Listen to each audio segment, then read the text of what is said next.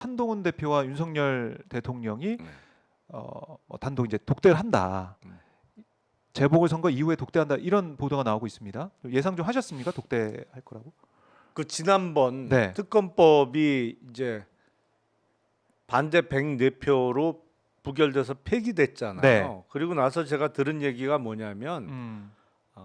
홍철호 정무수석하고 누가 이제 좀 얘기를 나눴는데 네.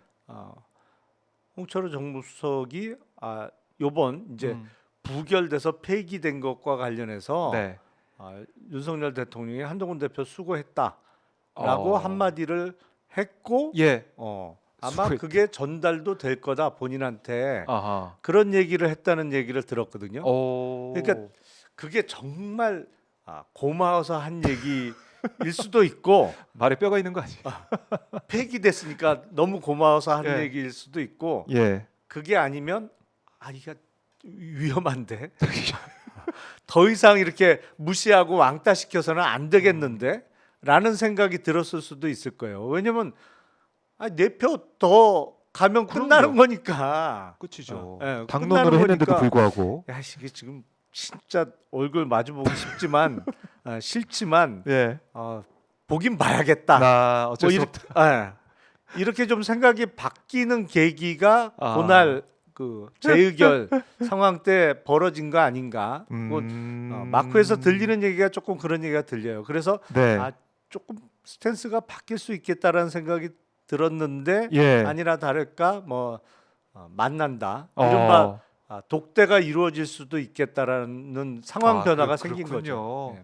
결국 김건희 특검법 폐기되는 과정에서 104표 당론으로 단일 대우를 그렇게 강조했음에도 불구하고 한동훈 대표마저 얘기를 했는데 불구하고 무기명 투표율과 4표의 반란표가 이른바 나왔기 때문에 이런 상황 만날 수밖에 없다라는 상황이 됐다는 건데, 근데 어제 한동훈 대표가 또 의미심장한 얘기하지 않았습니까? 김건희 여사 공개 활동, 공개 행보 자제하는 게 필요하다, 제한할 필요가 있다, 이렇게 얘기를 했어요.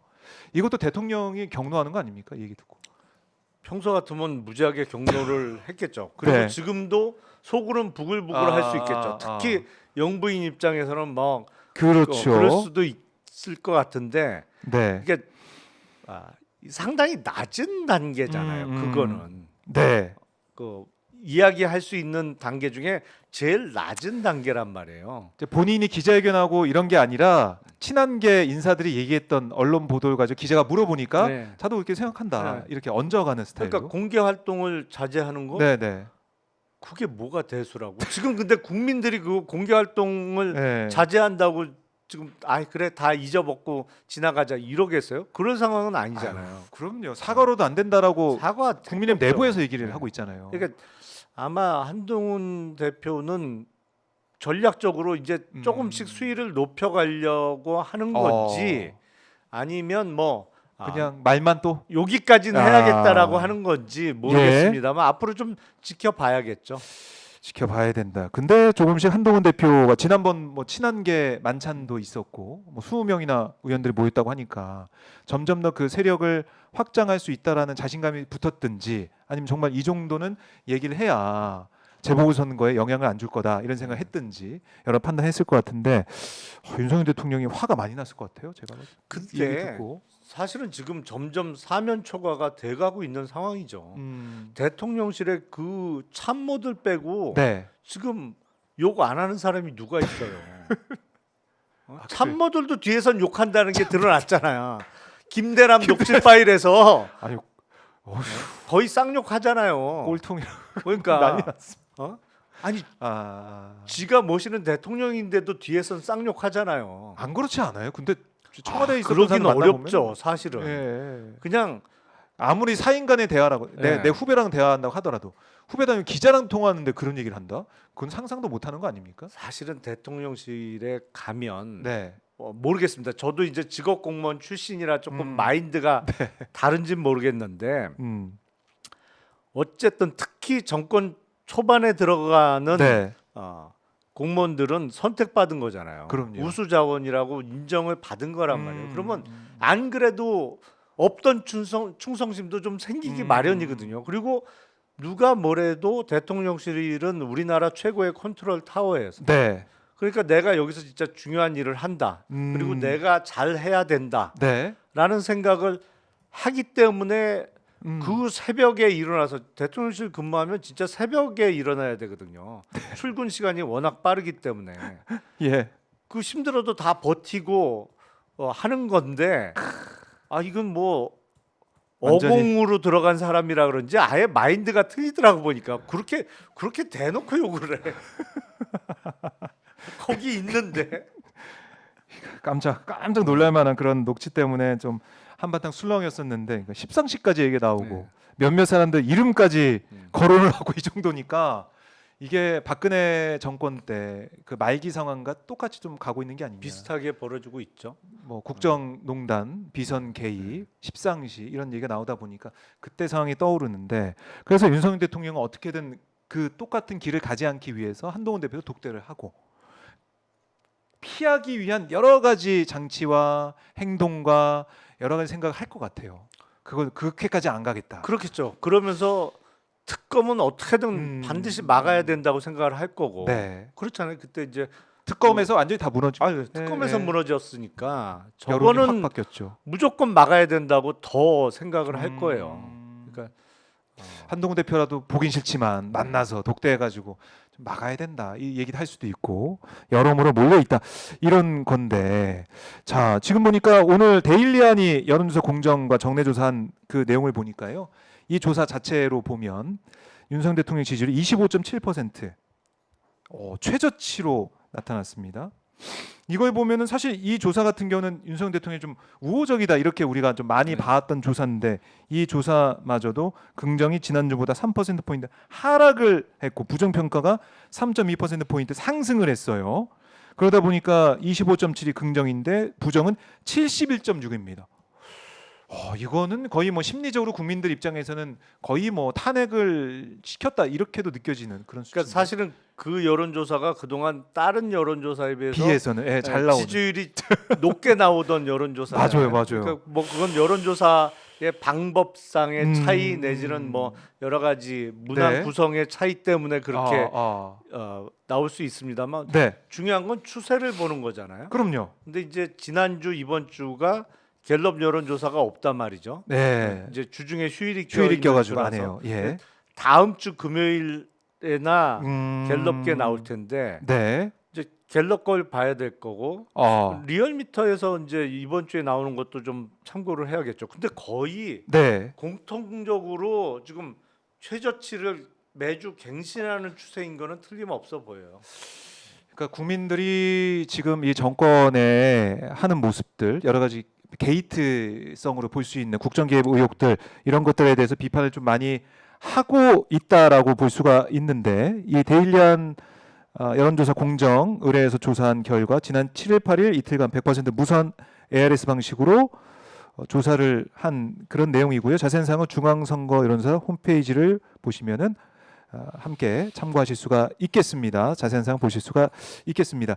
자 이렇게 됐는데 그러면 지금 한동훈 대표 이제 만나지 않습니까? 만난 다음에 한동훈 대표가 좀 달라질 거라고 보세요? 국민의힘 내부가 좀 결속이 될 거라고 보세요? 어떻게 예상하세요? 아무래도 목소리 조금 더 커지지 않을까요? 그래요? 네. 어... 아니 왜냐하면 지금 그 가장 불리하고 수세에 몰린 거는 대통령 부부예요. 누가 봐도.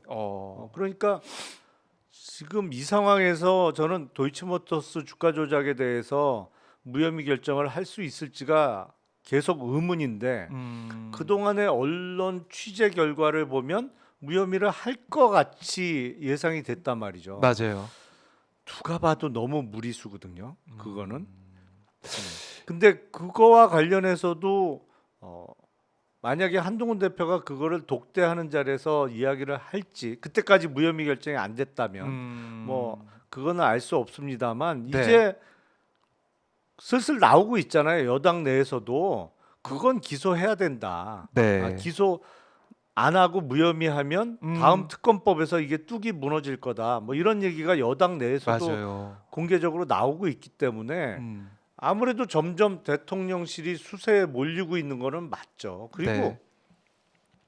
마키아벨리가 한 얘기인데 그때 이제 마키아벨리가 군주에게 지금 같으면 이제 대통령이나 뭐 수상이 옛날에 군주 아니에요? 네.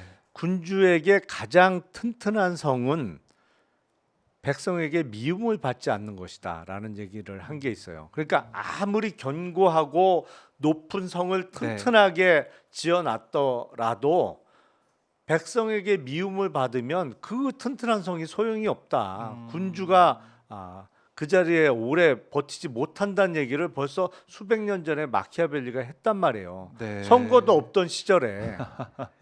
아니 근데 그래요. 지금은 더하지. 지금은 우리 국민들 주권자가 우리 대한민국 국민들인데. 그렇죠. 그러니까 네. 최대한 미움을 받지 않기 위해서 행동을 해야 된단 말이에요. 음, 아니 근데 거꾸로 했잖아 지금까지 계속. 국민 밉상이 영부인이 되다 보니까 지금. 아이고 마포대교 가서 막 이러고 지적질하고 예. 뭐 그러다 그거 보니까. 외에 뭐 너무너무 많습니다만 오히려 미움 받을 행동만 골라 했단 말이에요. 그러니까 당연히 여당 대표 입에서도 그런 거 이제 하지 마라라는 그러니까 얘기가 나오는 거고. 그게 어떻게 보면 여당의 역할 아니겠습니까? 민심을 있는 그대로 그렇죠. 전달하고. 예. 그러니까 대통령실 사실 청와대 있을 때부터 구중궁궐이다 이런 얘기 많이 들었는데 그걸 깨려고 용산으로 갔는데 여기가 더 구중궁궐 같아요 지금 보면.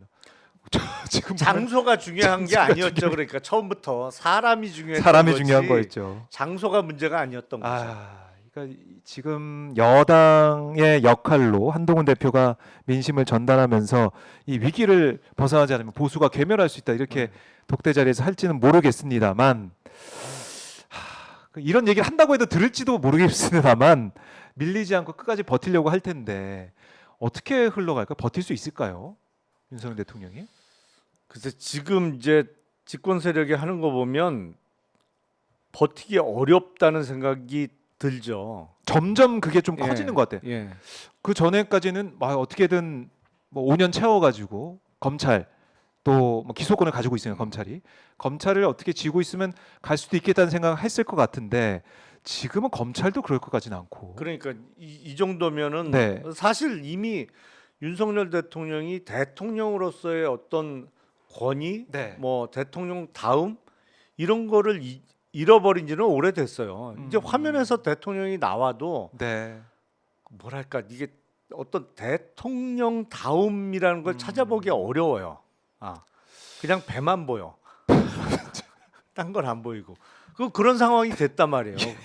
그 여기서 임기를 다 채우는 게 과연 가능할까 이런 생각이 드는데 반면 어떤 새로운 장을 열기 위해서는 그 장을 열어가는 구심점이 있어야 되는데 그 구심점이 뚜렷하게 안 보인다는 점에서는 또 뭐랄까 이러다 진짜 시간만 다 보내는 거 아니야? 버티는 이런 거 아니야? 생각도 들어요.